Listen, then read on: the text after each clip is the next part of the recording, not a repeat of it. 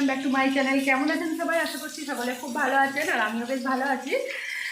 সকাল থেকে ভিডিওটা স্টার্ট করতে পারিনি, এখন প্রায় বাজে 10:30 মতো, আর আমি রান্না চাপিয়ে দিয়েছি। তো রান্নাঘর থেকে আজকের ব্লগটা স্টার্ট করছি।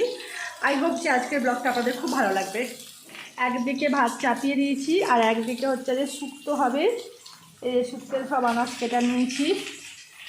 আর এই যে ভোলা মাছ এনেছে বাজার থেকে, বাজারে ভোলা মাছের সর্ষে বাটা দিয়ে ভোলা মাছের ঝাল হবে। আর এই যে শুক্তো রান্না করছি।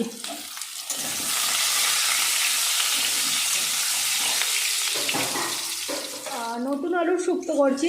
নতুন আলু আমাদের এখানে উঠে গেছে, আর এগুলো আমাদের বাড়ির মানে আমাদেরই নিজেদের জমির আর কি নতুন আলু। তো নতুন আলু দিয়েই শুক্তো বানাবো। রাঙালু, গাজর সমস্ত কিছু কাটা হয়ে গেছে। এগুলো ডাঁটা, এবছরে প্রথমেই ডাঁটা খাচ্ছি, এবছর এই সিজনের প্রথম ডাঁটা আর কি। এই যে ডাঁটা, বেগুন সব কাটা হয়ে গেছে, এগুলো দিয়ে শুক্তো বানিয়ে নিচ্ছি। ঘরোয়াভাবে শুক্তো রান্না করার জন্য যে যে আনাজগুলো আমি কেটে রেখেছি সেসব আনাজগুলো আমি সব ভেজে নেব, ভেজে নিয়ে শুক্তো বানাবো।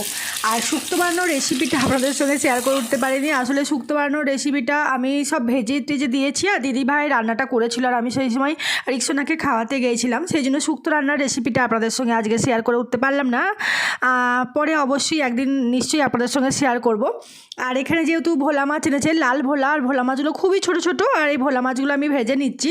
আর এই ভোলা মাছের কিন্তু সর্ষে বাটা দিয়ে ঝাল খেতে ভীষণ ভালো লাগে। আমি সর্ষে বাটা দিয়ে ভোলা মাছের ঝাল করে নেব, আর এই দিয়ে আমাদের আজকে খাওয়া দাওয়া। যেহেতু আজকে শুক্রবার, বৃহস্পতিবার লাস্ট আপনাদের সঙ্গে ব্লগ শেয়ার করেছি, শুক্রবার দিন সকাল থেকে আবার ব্লগ স্টার্ট করেছি। সকালবেলা ঘুম থেকে উঠেই কিন্তু আগে আমি রান্নাঘরে চলে গেছি। বাসি ঘর তো ঝাঁট দিয়েছি যদিও, আর রিক্সোনা তখনও ঘুম থেকে ওঠেনি, তাই আমার বিছানাটা গুছানো হয়নি। আর বিছানা গুছিয়ে নেব, এরপর তারপর স্নান টান করে একবারে খাওয়া দাওয়া। আর আজকে যেহেতু শুক্রবার কিছু কাছাকাছি ছিল, শীত যেহেতু শীতকাল এবার কমে গেল, এবার গরম পড়ে গেছে, তাই শীতের জিনিসগুলো কেচে নেবো।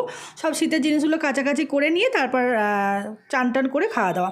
আর দিকে রান্নাবান্না কমপ্লিট হয়ে গেছে আমার। রান্নাবান্না কমপ্লিট করে আমি গ্যাস ট্যাস মুছে নিয়েছি, এবার রান্নাঘরটাও পরিষ্কার করে নেব। যেহেতু রান্নাঘরেই আমাদের আনাজ কাটা হয়, রান্নাঘরটা কিন্তু নোংরা হয়ে থাকে, তাই আমি রান্না করে প্রত্যেক দিনই কিন্তু রান্নাঘর গুছিয়ে নিই। এই যে রান্নাঘর আমার নোংরা হয়ে আছে, আমি রান্নাঘর ঝাঁট দিয়ে ভালো করে মুছে নেব। আর মুছে নিয়ে চলে এসেছি একদম রুমে। যেহেতু আমার বিছানাটা গুছানো হয়নি, রিক্সোনা ঘুমাচ্ছিল, তার জন্য আমার বিছানা গুছোতেও দেরি হয়ে গেছে। এখন প্রায় 10:30 11টা বাজে। এখন আমি বিছানাটা গুছিয়ে নিচ্ছি। আর বিছানাটা গুছিয়ে নিলে কি হয়, ঘরটা পরিষ্কার লাগে। আর বিছানাটা গুছালে বিছানায় যে নোংরাগুলো থাকে, ধুলো টুলো, সেগুলো মেজেতে আবার পড়ে, তাই আমাকে মেজেতে আবার ঝাঁট দিতে হবে।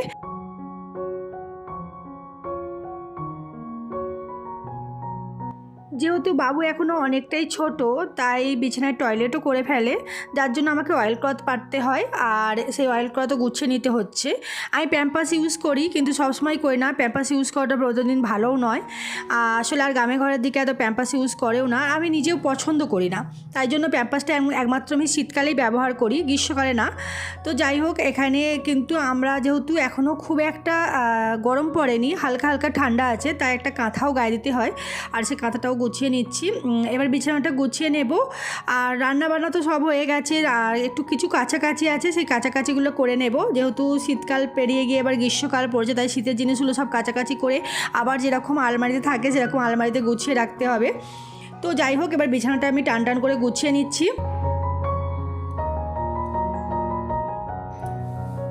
প্রত্যেক দিনের মতো আপনাদের কাছে একটা ছোট্ট রিকোয়েস্ট করি, আমার ভিডিওটা দেখছেন অথচ একটা ছোট্ট লাইক করে দিতে ভুলে গেছেন, প্লিজ সবাই একটা ছোট্ট লাইক করে দেবেন। আর অবশ্যই আমার চ্যানেলটা সাবস্ক্রাইব করে পাশে থাকা অল বাটনটা প্রেস করে রাখবেন, তার যাতে আমি ভিডিও ছাড়ার সাথে সাথেই আপনাদের কাছে নোটিফিকেশন পৌঁছে যায়, আর আপনারা সময় মতো সেই ভিডিওটা দেখে দিতে পারেন। আর যারা আমার পুরনো বন্ধুরা আছেন, যারা এখন আমার ভিডিওটি এখন দেখছেন, তাদেরকে তো অসংখ্য অসংখ্য ধন্যবাদ। আপনারা এইভাবেই সারা জীবন আমার পাশে থাকবেন এবং আমাকে সাপোর্ট করে যাবেন।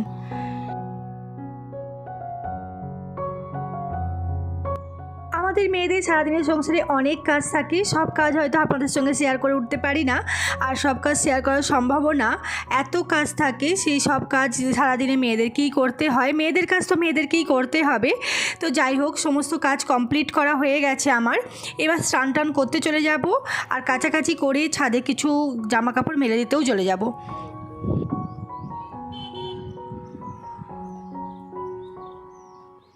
শীত শেষ, বসন্তের আগমন, আর এই সময় ছাদে তো মৃদু মৃদু মন্দ বাতাস বইছে, ভীষণ ভালো লাগছে।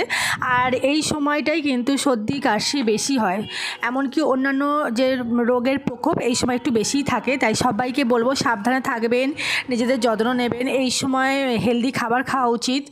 আর এই বসন্তের শুরুতে তো মানুষের একটু রোগ ডোর বেশিই হয়। তো যাই হোক, জামা কাপড় কাচাকাচি করে স্নান টান করে নিয়ে একদম ছাদে এসেছি। ছাদে এসে কিন্তু আমি জামা কাপড়গুলো সব শুকনো করতে দিয়েছি। আর মৃদু তো বাতাস যেমন বইছে, সুন্দর কিন্তু ওয়েদারটাও রয়েছে, রোদও আছে খুব ভালো, খুব সুন্দর রোদ করেছে, জামা কাপড় খুব তাড়াতাড়ি শুকিয়ে যাবে।